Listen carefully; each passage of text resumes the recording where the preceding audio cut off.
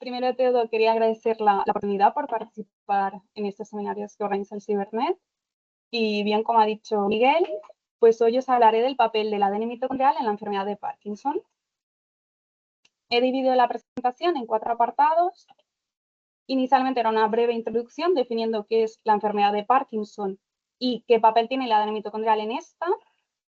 Seguidamente enunciaré la hipótesis de mi investigación para pasar a mencionar los principales resultados y ya concluiré con una breve conclusión muy genérica. Bien, la enfermedad de Parkinson es la segunda enfermedad neurodegenerativa más frecuente después de Alzheimer y se caracteriza por la presencia de unos síntomas motores que se encuentran asociados a la neurodegeneración de las neuronas dopaminérgicas de la sustancia negra pars compacta y también en la acumulación de la proteína alfa-sinucleína, que ésta se pliega incorrectamente formando los cuerpos de Lewy. Ahora bien, la mayoría de los casos no se conocen. Estos pacientes son diagnosticados como enfermedad de Parkinson idiopática y un pequeño porcentaje de casos son causados por mutaciones genéticas, como la mutación LARC2 G2019S. Esta se conoce como la forma familiar de Parkinson. En ambos casos hay una elevada heterogeneidad.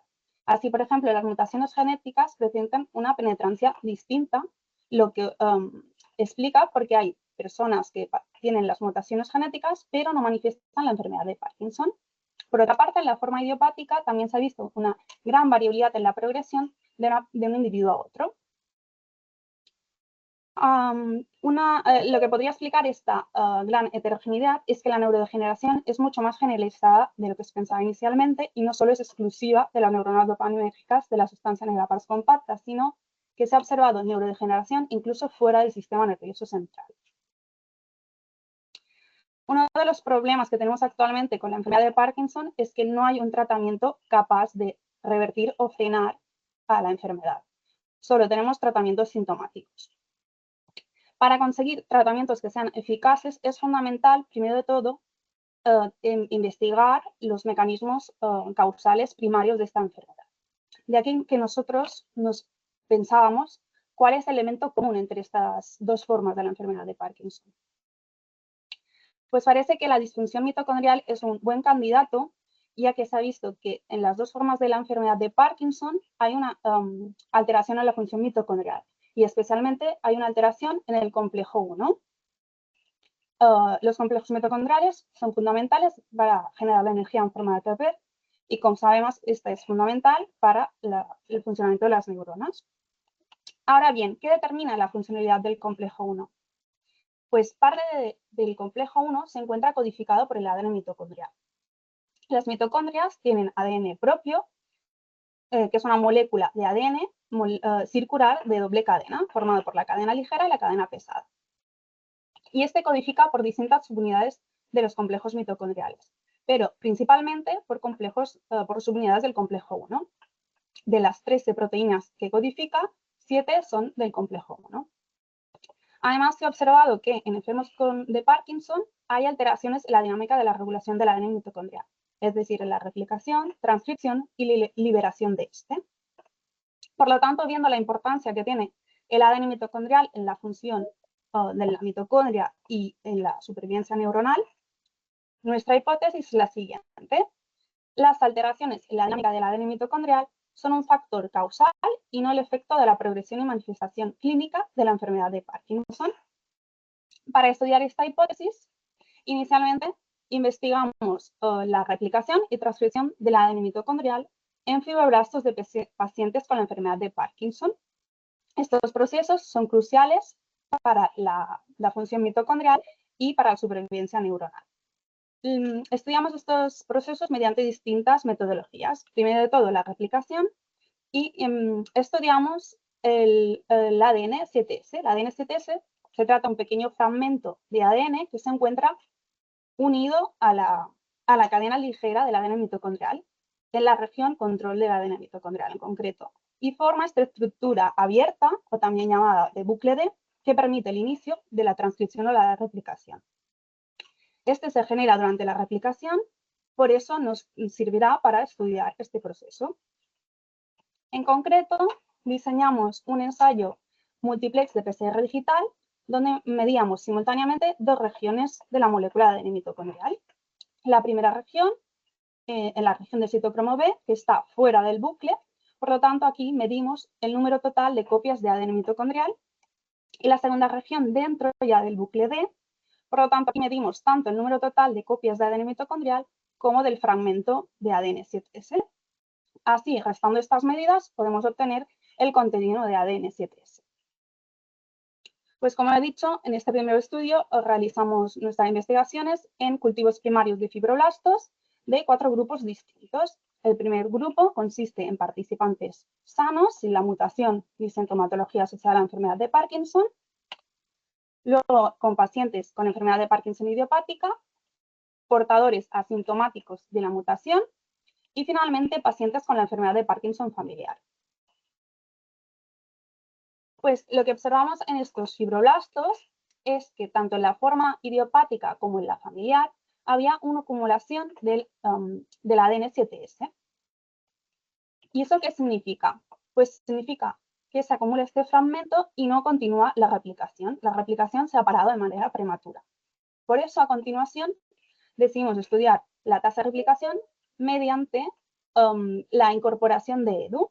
EDU es un análogo sintético de la timidina que se incorpora en el ADN de nueva síntesis y luego se visualiza mediante una molécula fluorescente. En esta imagen tenemos una representación gráfica una representación de cada uno de los grupos de estudio y los puntos blancos son los puntos de EDU, es decir, las moléculas de ADN mitocondrial que han replicado. Y luego en rojo observamos delimitada la célula y en azul encontramos el núcleo. Al analizar estas imágenes, observamos que en los fibroblastos, tanto de los pacientes con la enfermedad idiopática como la familiar, había menos nucleoides con puntos de EDU por célula. Además, representamos estos valores por el número de copias por célula, que esto lo medimos mediante digital, y había menos síntesis de novo, tanto en la forma idiopática como en la forma familiar. Vale, y lo siguiente que nos preguntamos es, ¿cómo afecta esta acumulación de ADN 7S y la baja tasa de replicación en la transcripción? Así que el siguiente paso de estudiar fue la transcripción. La estudiamos mediante la selfie, la PCR digital selfie, que es un método diseñado en nuestro laboratorio que permite detectar de manera absoluta y precisa el número de tránscritos por su propio ADN codificante y utiliza la tecnología de la retrotranscripción y la PCR digital. Brevemente, de cada muestra hacemos un triplicado. En la primera muestra no hacemos retrotranscripción, por lo tanto, aquí medimos el número total de copias de ADN mitocondrial y en las dos réplicas restantes, pues hacemos retrotranscripción y usamos un primer de la cadena pesada o de la cadena ligera. Por lo tanto, aquí medimos tanto el número de copias como el número de tránscritos de la cadena correspondiente. De esta manera, al restar estas medidas, podemos saber la tasa de transcripción de la cadena ligera o de la cadena pesada. Además, medimos la transcripción tanto al inicio de la transcripción como al final de esta. Vale, y lo que observamos en nuestros fibroblastos es, primero de todo, que en la cadena pesada había un incremento de la transcripción en todos los grupos en relación a la cadena ligera.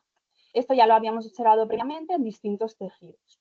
Pero además, observamos que tanto los fibroblastos de la forma idiopática como la familiar y así como en los portadores de la mutación, pues había un incremento en relación a los controles de la cadena pesada.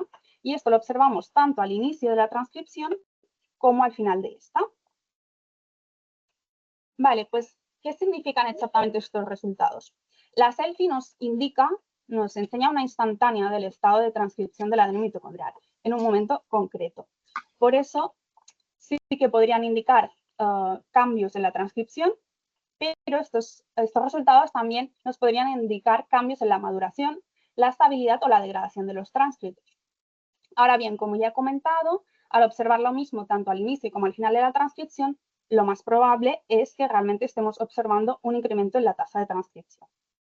Además, con estos resultados, observamos que hay un desequilibrio en los niveles de transcripción, ya que aumenta el nivel de transcripción de la cadena pesada en los fibroblastos con Parkinson, pero no de la ligera.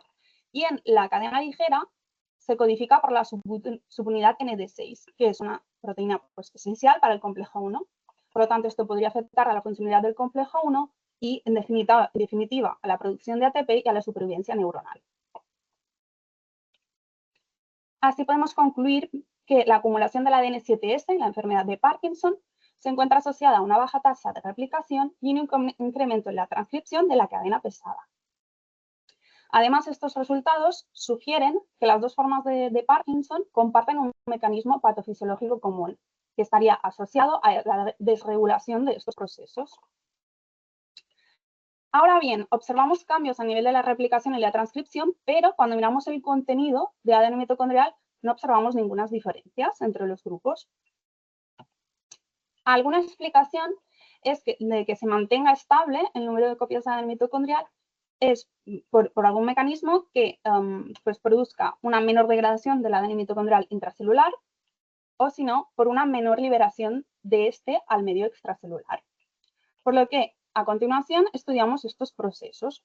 Por un lado, estudiamos la degradación del ADN mitocondrial y esto lo hicimos mediante la privación de factores tróficos, lo que activa la mitofagia, por lo tanto, degrada las mitocondrias y el ADN mitocondrial contenido en esta.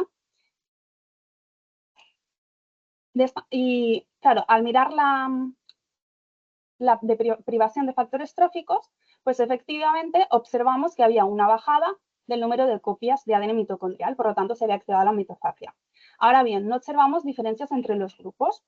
Esto nos indica que no se mantiene estable el número de copias de ADN mitocondrial debido a cambios en la degradación. Así que seguidamente estudiamos la liberación del ADN mitocondrial al medio extracelular. Y aquí sí que observamos que los fibroblastos de pacientes con la forma idiopática y la familiar, pues liberan menos ADN mitocondrial. Por lo tanto, ya vemos que se mantiene estable el número de copias de ADN mitocondrial, por mucho que haya una bajada en la tasa de replicación, debido a que se libera menos. Por otra parte, también miramos el efecto de la privación de factores tróficos y vimos que había una bajada en la liberación, pero en todos los grupos, lo que nos indica que la inhibición producida en el Parkinson no es debida a la mitofagia, sino que a un mecanismo de control alternativo. Así podemos concluir que los fibroblastos de pacientes con la enfermedad de Parkinson mantienen el número de copias de ADN mitocondrial intracelular estable, pese a que hay una baja tasa de replicación, no con una menor degradación, sino con una menor liberación del ADN mitocondrial al medio extracelular. Ahora bien, algunas limitaciones de este estudio son, primero, que los fibroblastos y las neuronas son muy distintas, tienen una expresión muy diferente y las neuronas son mucho más sensibles a la falta de ATP y, por lo tanto, son mucho más vulnerables a la disfunción mitocondrial. Además, estos resultados son necesarios replicarse en otras cohortes y, sobre todo, es necesario investigar qué ocurre en fluidos directamente relacionados con la fisiología cerebral. De esta manera, debido a todos estos motivos y porque vimos que la liberación del ADN mitocondrial parece clave en la patología de Parkinson, seguidamente estudiamos la liberación del ADN mitocondrial en el líquido cefalorraquídeo de pacientes con la enfermedad de Parkinson. Este fluido biológico es de alta relevancia ya que está en directo contacto con el sistema nervioso central. Para medir el contenido de integridad del ADN mitocondrial en el líquido cefalorraquídeo, caracterizamos en profundidad un ensayo múltiple de PCR digital. Así, este ensayo se basa en medir dos regiones distintas del ADN mitocondrial.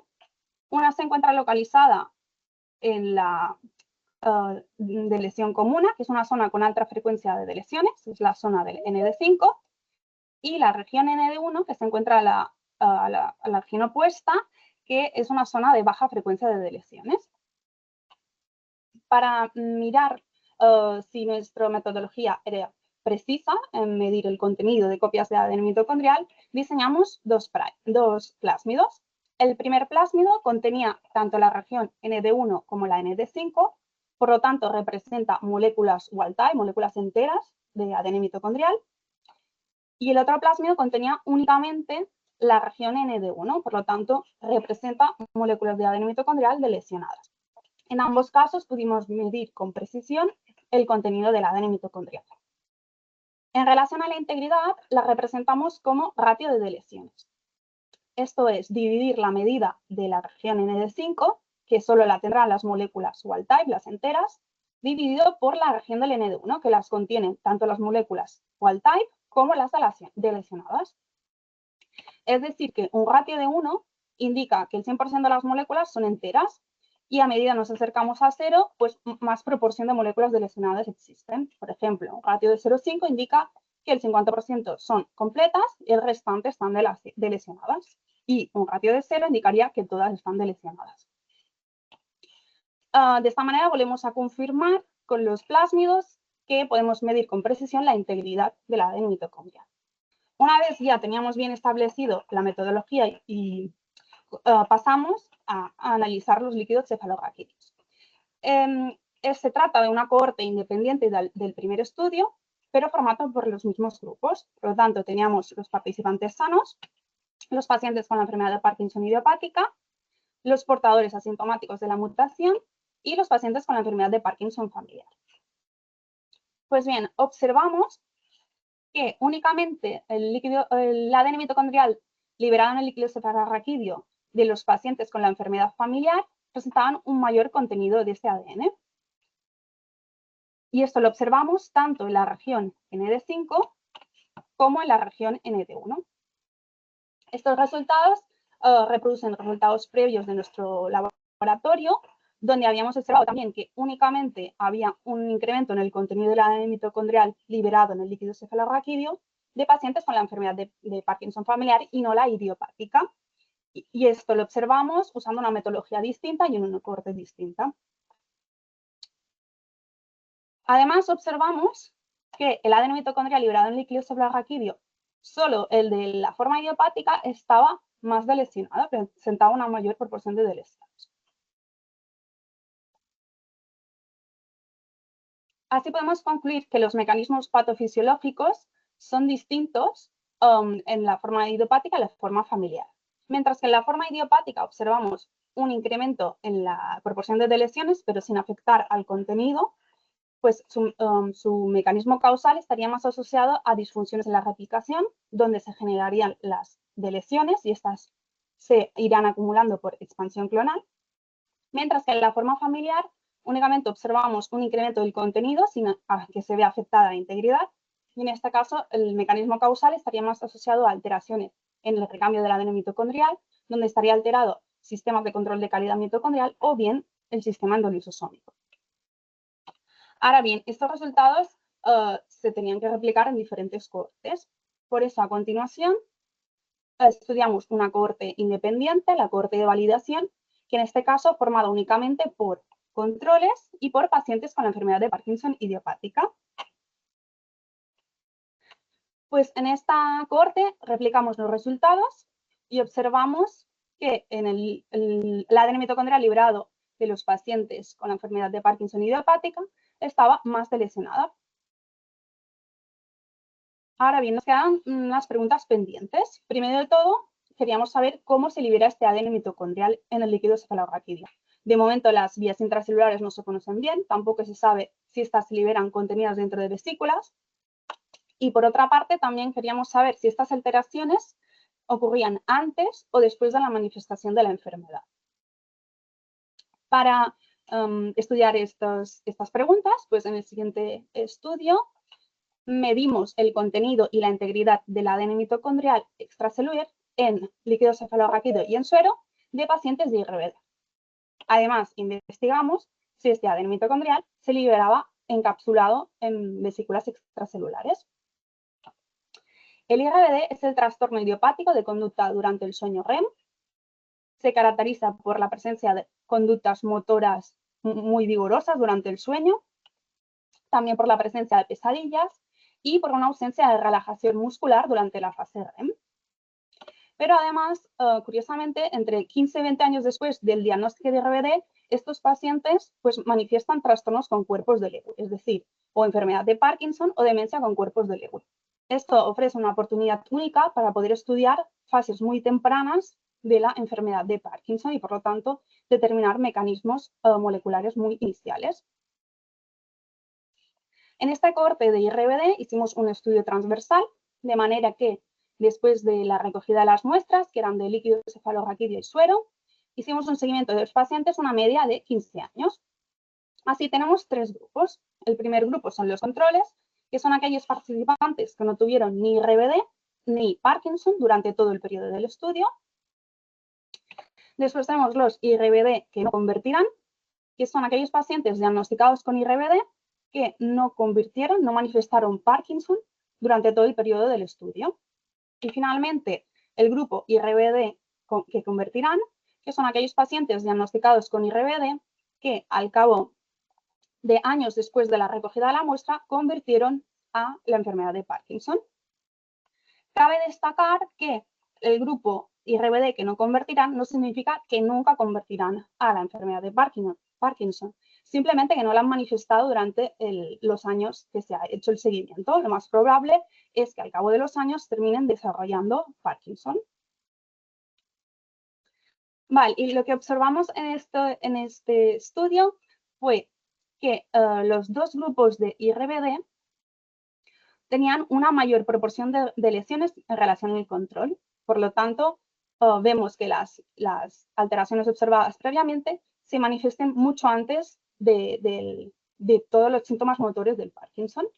Además, también, como en el estudio previo, observamos que no había cambios en el contenido de ADN mitocondrial. A continuación, queríamos saber si este ADN mitocondrial liberado en el líquido cefalorraquídeo, que vemos que está delesionado, y lo hemos visto por la PCR digital, si realmente está delesionado y no fragmentado. Para esto usamos líquido cefalorraquídeo, que vimos que el ADN mitocondrial estaba muy delesionado, hicimos una PCR de rango alto, a rango largo, perdón, y luego lo visualizamos mediante electroforesis en gel de agarosa.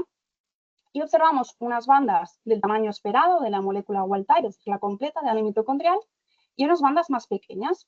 Cuando lo secuenciamos, confirmamos que efectivamente la banda grande era la del ADN mitocondrial wild type, mientras que la más pequeña tenía una deleción de unas 6.000 pares de base.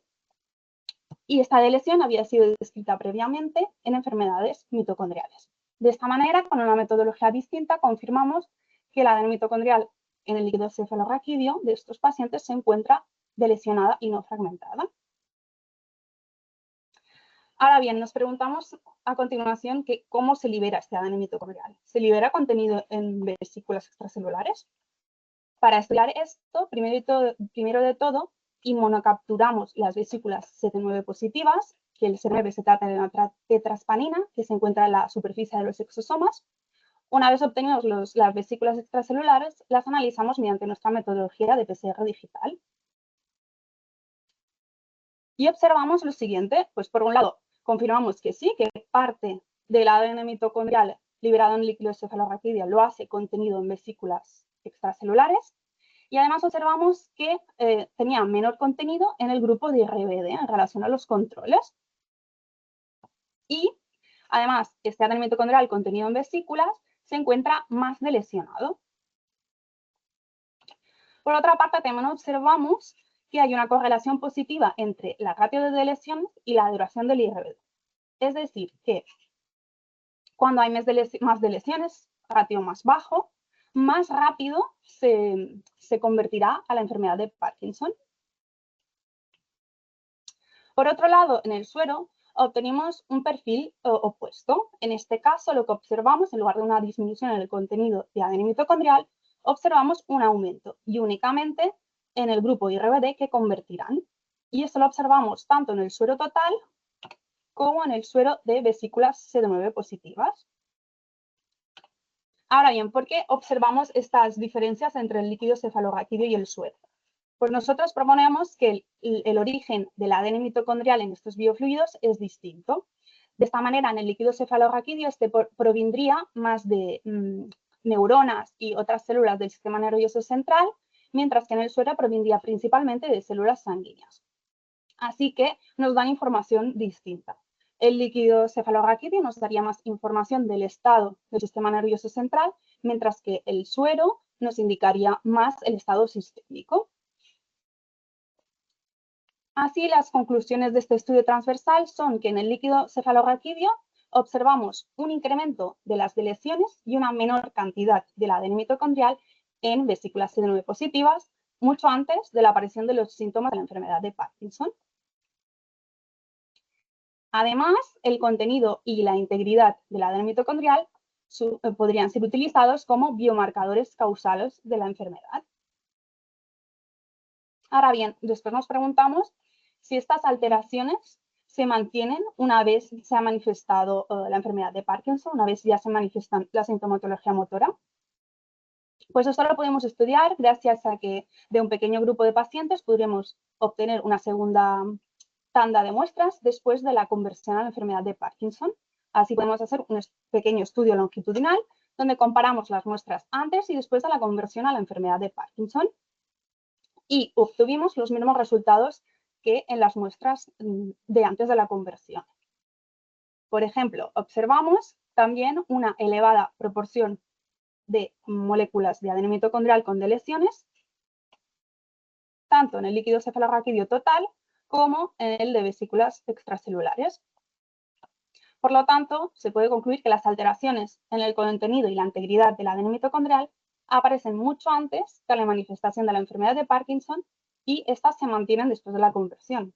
Además, con estos resultados del estudio longitudinal, confirmamos los resultados de la publicación previa, donde también observábamos esta mayor proporción de deleciones en la enfermedad de Parkinson idiopática y lo observamos en dos cohortes independientes. Finalmente, algunas limitaciones de y posibles estudios futuros a realizar, primero de todo, es replicar estos resultados en cohortes más grandes, especialmente el estudio longitudinal. Y además es necesario realizar estudios adicionales para determinar si una terapia enfocada en restaurar la función de la ADN mitocondrial sería eficaz o no. Y finalmente, la conclusión general de estas investigaciones es que el contenido y la integridad del ADN mitocondrial extracelular presente en el líquido cefalorraquídeo y en el suero permiten estratificar pacientes en estadios iniciales de la enfermedad de Parkinson, mucho antes de la aparición de los síntomas motores característicos. Ya para finalizar, me gustaría agradecer a mi grupo de investigación y a todos nuestros colaboradores clínicos y a todos vosotros por haber pasado un rato conmigo. Y si tenéis alguna pregunta, estoy aquí para ayudaros. Gracias. Muy bien, muchas gracias, Marga, por la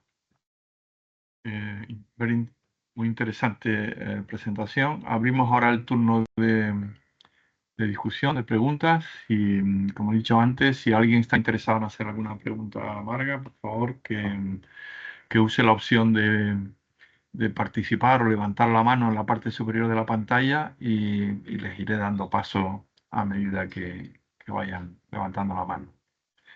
Mientras esperamos la primera pregunta, simplemente recordarles a todos que este seminario está siendo grabado y que la grabación estará disponible en la web de Cibernet en los próximos días, una semana como máximo 2. También recordar a todo el mundo que los seminarios web de Cibernet se celebran en jueves alternos a las 3:30 de la tarde y el calendario para los próximos meses hasta fin de año está disponible para su consulta en la página web de Cibernet también.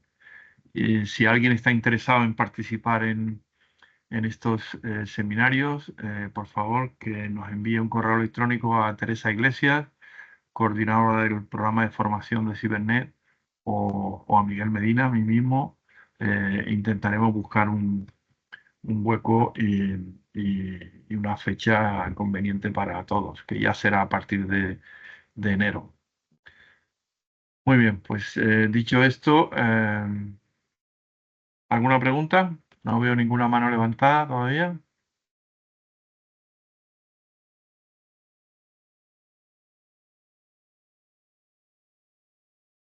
Eh, voy a mirar el chat por si entra alguna por escrito. Tampoco veo ninguna. Ah,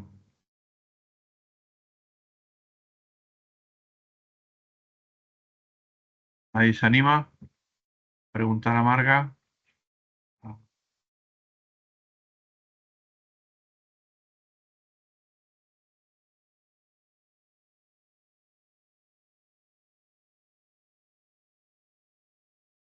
Vamos, no sean tímidos. Muy bien. Hay una primera pregunta de Cristina Ortega. Cris, cuando quieras. Acuérdate de conectar el micrófono, por favor.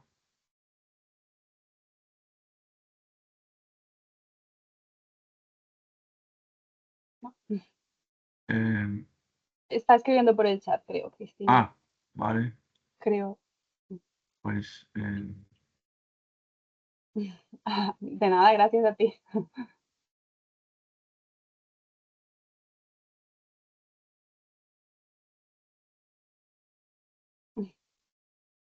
¿sigue alguna pregunta? Dulce.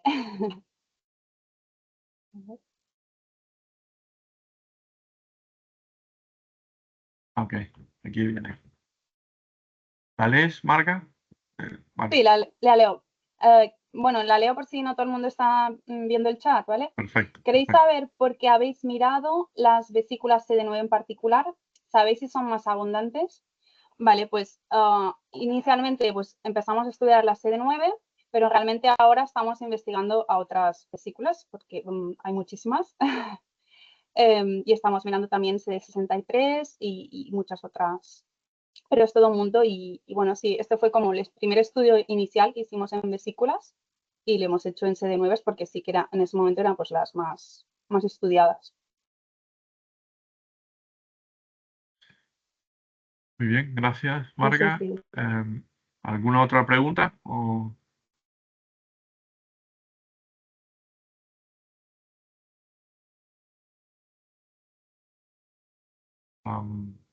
No veo más manos levantadas. Ahora, Vicente Roca. Vicente, cuando puedas, acuérdate de Hola, conectar. Ok, Hola. perfecto. ¿me escucháis bien? Adelante.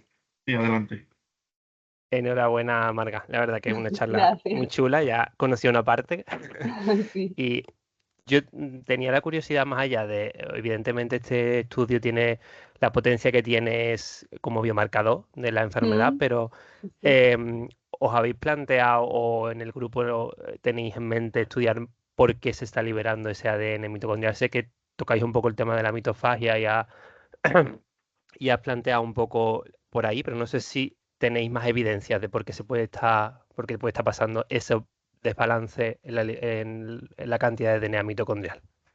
Sí, claro, a ver, ahora sí que es verdad que nos hemos enfocado mucho pues, en el papel como biomarcador, pero obviamente que esto tiene que ser hay que buscar la causa, ¿no? Para hacer, y, bueno, sí que haremos más investigaciones al respecto, pero pensamos que por un lado lo que observamos en el suero podría estar muy asociado a la inflamación sistémica y bueno, y la alteración en general de la función mitocondrial.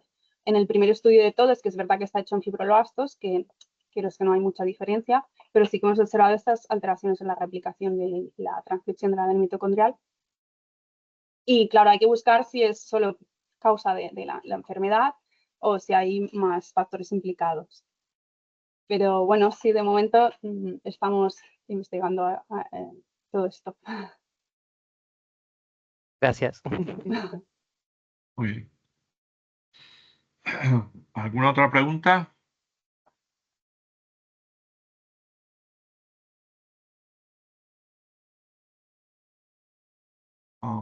No veo más manos levantadas.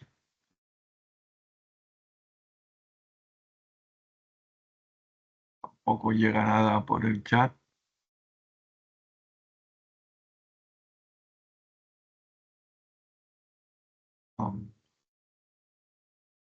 Bueno, última oportunidad para hacer una pregunta amarga.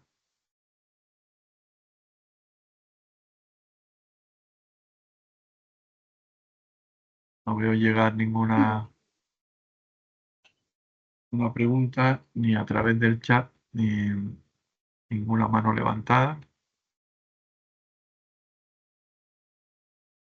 Bueno, pues si no hay más preguntas, yo creo que ha llegado el momento de cerrar la sesión, pero no sin antes agradecer de nuevo a Marga su disponibilidad para presentarnos sus trabajos, felicitarla con unos meses de retraso por su doctorado Gracias. y desearle lo mejor para el futuro. Muchas gracias, Marga. Muchas gracias. Y gracias a todos por estar aquí hoy. Dentro de 15 días más. Venga, buenas Perfecto. tardes. Adiós. Adiós, gracias. Adiós.